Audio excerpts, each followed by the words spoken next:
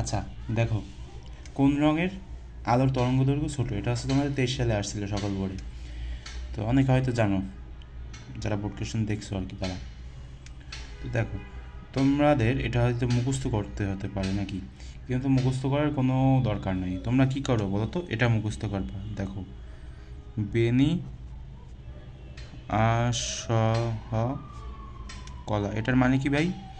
এখানে এই যে দেখতে পাচ্ছ বে লেখা, ঠিক আছে? বে মানে কি? বেগুনি, নীল। দেখো এখানে এক একটা এই যে ব, ন, তারপর আ, ঠিক আছে, এরপর স, হ, এগুলো হচ্ছে এক একটা রঙের কি বলো তো প্রথম অক্ষর। একটা আছে বেগুনি, নীল, আসমানি, সবুজ, হলুদ, কমলা, লাল। ঠিক আছে, এগুলো খাতায় উঠিয়ে রাখবা। আবার আমি বলি, তোমরা এগুলো নোট করে রাখো। বে মানে হচ্ছে তোমার বেগুনি।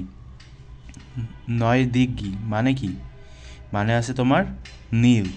এরপর আছে এটা আছে আসমানি, ঠিক আছে। স মানে কি? সবুজ। হ মানে কি? হলুদ। ক মানে কি? কমলা। আর ল মানে কি? লাল। ঠিক আছে, এরকমভাবে তোমরা এগুলো মুখস্থ করে রাখতে পারো। এখন বলো তো যে কোন রঙের আলো তরঙ্গ দৈর্ঘ্য ছোটো? এই যে বাম পাশে যেগুলো না, সেগুলো হচ্ছে তোমার ছোট, আর এই যে তোমার ডান পাশে সেগুলো হচ্ছে তোমার বড়। ঠিক আছে, তো এই যে বাম থেকে ডানে আস্তে আস্তে কী হতে থাকে বলো তো? বাড়তে থাকে, বাড়তে।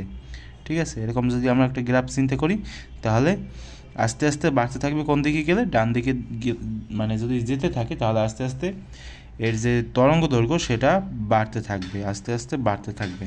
ঠিক আছে, তো এগুলো খাতায় নোট করে রাখবা, যাতে পরবর্তীতে তোমরা এগুলো মানে পড়ে এরপর রিভাইসের সময় যাতে তোমরা এগুলো পড়তে পারো আর কি। এখানে উত্তর হবে কোনটা বলো তো? বেগুনি নীল, ঘ নাম্বার, অর্থাৎ নীল।